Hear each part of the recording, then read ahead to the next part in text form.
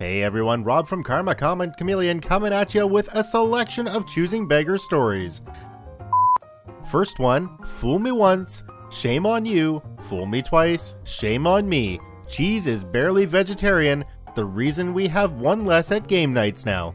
Let's jump right in. I'm a board game hosting sort. I like to have people over for game nights and I normally make a day of it because it takes a while to prepare. It's not like I'm rolling in it by any means, but I don't mind spending money for providing for my get-togethers. I normally get a case of beer, case of ciders, new handle of whiskey, soda, ingredients for food, or quick fix frozen food. I like to provide a hassle-free time for friends. No need to pay me back or bring anything, just come over and have fun, the night's on me. No one has ever had an issue with my hosting except Bud. Bud is my brother's friend. We often get into tiffs because he can be an idiot. Bud decided one day to let me know, you really need to stop buying this crap, as he shakes a shiner at me. Get Zygon back instead. Zygon is more expensive for smaller cases, so if you want to bring it, then do it, but enjoy the free beer. Any normal person would make that the end, but not Bud.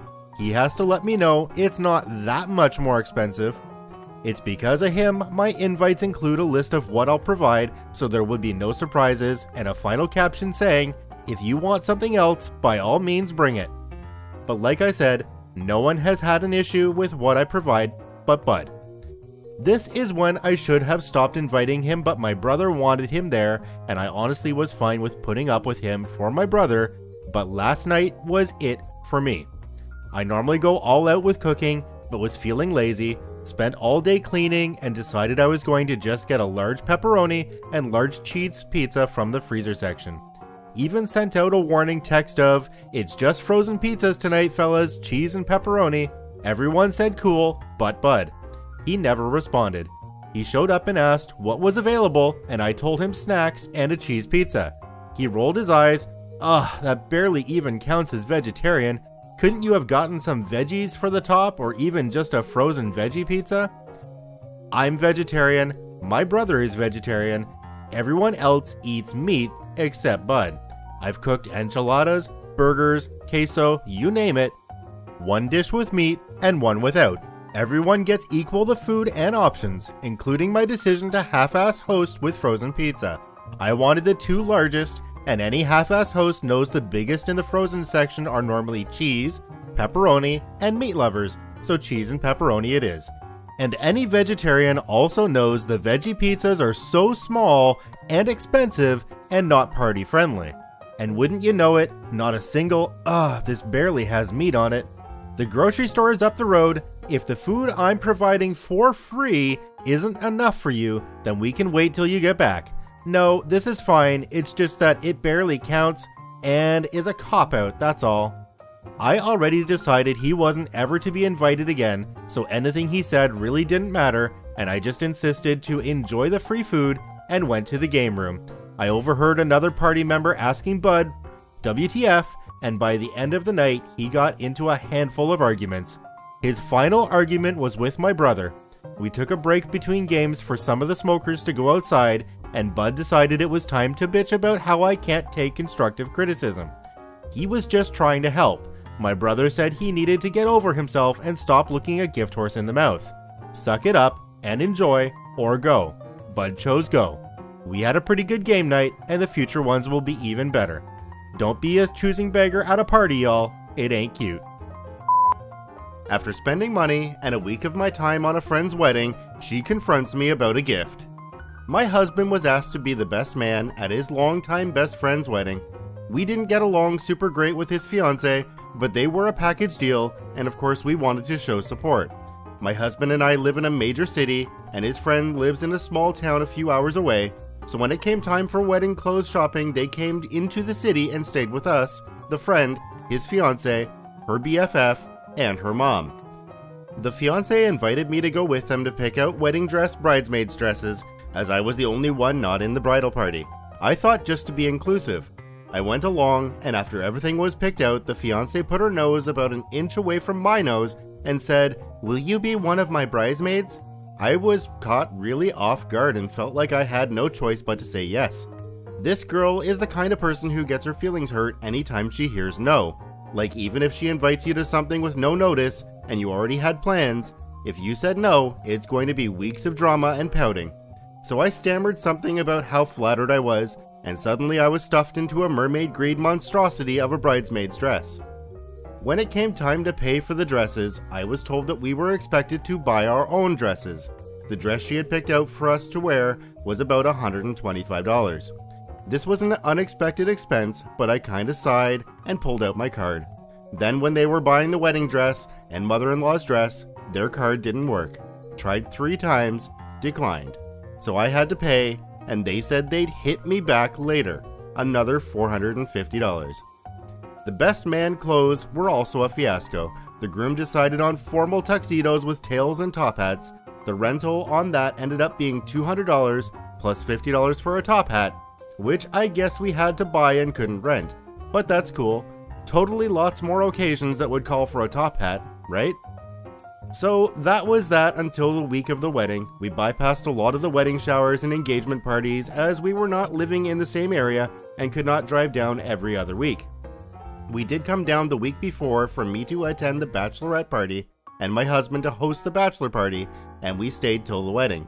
I spent about $200 on bachelorette party gifts, and another bridesmaid asked me to pick something up for her too, as she wanted me to buy these glass sex toys that were decidedly not cheap. Obviously she didn't pay me back, and I was getting used to that. The groom is a gamer nerd, so they had a LAN party for the bachelor party. The only expense we ended up fronting for that was alcohol, which ended up being about $300. It became increasingly obvious throughout the week that no planning had gone into the wedding itself. The city park had been reserved, but no chairs or decorations had been arranged for, and the food and cake were all going to be DIY. It took an army of everyone involved, aside from the bride and groom of course, to make all the finger sandwiches, baby quiches, mini cheesecakes, and other nibbles required. It was the height of summer in the south, and hauling 100 folding chairs and stringing twinkle lights and flowers in above 100-degree weather was indescribably frustrating. Nobody in their right mind would plan an outdoor wedding in July in our area and also select ultra-formal clothing. No. The bride was 2 hours late to her own wedding. She had her friend come and do all of our hair, and she expected to be paid $50 each at the end. Money is just hemorrhaging out of me at this point, and I'm in such a state of exhaustion and shock that I no longer care. The wedding happens, everyone seems happy. My husband and I were preparing to drag ourselves home to recuperate physically and financially. Then the bride stops me, she grabs my arm. Oh, I think this is where she thanks us for helping to make her big nightmarish day a success. No such luck. She is crying and shaking with anger, and she says, "I guess you didn't get me a wedding present. Just so you know, when someone invites you to a wedding, you are supposed to get them a present." I froze, and I could not close my mouth. I'm sorry, what? She got dragged off to take such and such picture, and I was still standing there failing to compute what had just happened to me. We just left, couldn't really say bye or anything. I was just so done. The car ride home was so much repeating what had happened to each other and just being at a loss. We needed a lot of time to just process how much of a ride we'd been taken on with no thank you, no apologies. Actually, they were completely ungrateful and thought we'd scammed them out of a wedding present. I feel like I need to add that we are not rich. We are young working people who basically empty their bank accounts to help someone else's wedding not be a complete dumpster fire due to lack of planning. CB decides my rates after the fact and thinks I'll help her next time. I had a roommate once upon a time, and this roommate had a friend. This friend is our CB. I had a regular job where I worked as a cook in a restaurant, but I'm very good with computers and software problems. I know how to run diagnostics, remove viruses and spyware, reinstall Windows, the whole works. If it's software, I can probably fix the problem, and since this time, I have done this free for family only. The CB approaches me. "So I heard you're good with computers." "That's right. So can you fix mine?" "Oh, well, I don't know. I don't really do work for people I don't know." "I'll pay you to do it. I just need it done on Friday. You're home then, right?" "I am, and it'll be $25 an hour." "Yes, great, fine."